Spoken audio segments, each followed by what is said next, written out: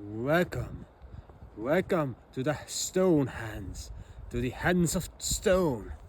Today we will dwell into the times before the Vikings. Welcome to the north, here where the climate is never beautiful or good. No, actually, over 1000 years ago, it was warm and cozy over here as well. Like the remnants of great oak forests in our lands. Many places associated with the name of an oak in Finland, Tammisaari, Tammikoski, etc. There was a vegetation of broad-leafed leaf trees all up into the north 1000 years ago, when the Greenland was green, as the Vikings named it. And the time before, here was a great civilization, long time ago, before our world became corrupt and evil. As we can see the analogy from the tales of Tolkien, from The Hobbit and Lord of the Rings, how people have created machines, how we have created remnants of nature by destroying it, by clear cutting forests, creating great coal burning stations, harnessing energy and creating fleets of ships and mining minerals. We have come maybe even to the end times of the world. And now it's the last decade when we can change over everything that has been happening. And some people say the climate change that is going on, it is caused by the humans. No, it's a natural occurring phenomenon. The climate is changing because the earth is changing. And we have to adapt. So in the north, there was the kingdom of Kalevala, the great kingdom where the Finns ruled, the Finno-Ugric people, and their language was broad. Even some remnants of the Finnish kingdom extended to Britain, to Normandy. The Normans were the descendants of the Finns who adopted new languages during the recession of times. To Prussia, the north of Germany, even to the Venezia, there were Finnic people trading and living and holding this ancient language in their mouths. But then it started to change. And new tribes, new people, they conquered, they slaughtered, and they raped, and they created their own kingdoms, their own language, and their own history. As we have been oppressed and we have made to believe into the Germanic mythology and into the Germanic history. There is nothing wrong with Germanic mythology, but the people who dig deep into the mythology, they see the remnants of the old language that has been hidden from the eyes of people, so we could have different stories. Like those buildings and those crafts that is so hard to master nowadays. Like the stories how in the Middle Ages people used their labor to build those massive churches and so on. But at the same time, the history centers around war and war and war.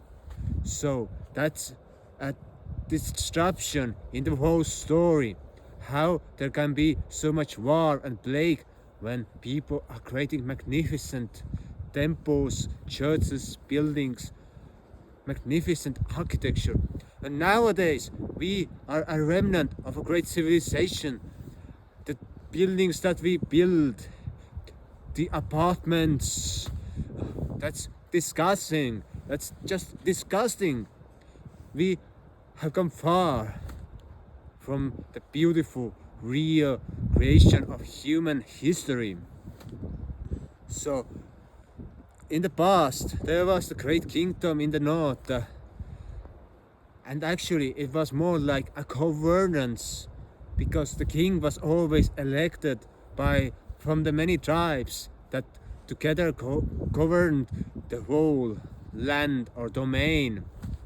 And it extended up into the north, into the Norway, into the Finland and Sweden, and to the south, to the Germany, and to the east to the Ural Mountains, and to the west, to the Normandy and Britain.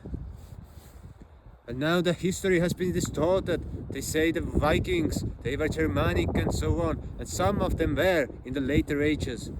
But their roots lie in the great kingdoms of Finns, the Varangianis, the Varangs, the Rush, who created those great Viking kingdoms. The blue-eyed genome, the fair hair, it comes from the areas of Scandinavia and Baltics. The oldest remnants of the genome have been found in Lithuania, which was a Finno-Ugric place and a country. And when you go to the United States of America, you go to Italy, you go to many places in the world, you see people who are with fair hair and blue eyes. So the roots lay in the ancient land of Kalevala. And from the Greek stories, they called it the Ultima Thule, the Hyperborea, the ultimate north, where the people of fair hair and great wisdom, filled with light, lived and created a civilization that had no violence in there, but was in communion with nature, that could speak to the trees, speak to the land, and hear the ancient voices of their ancestors.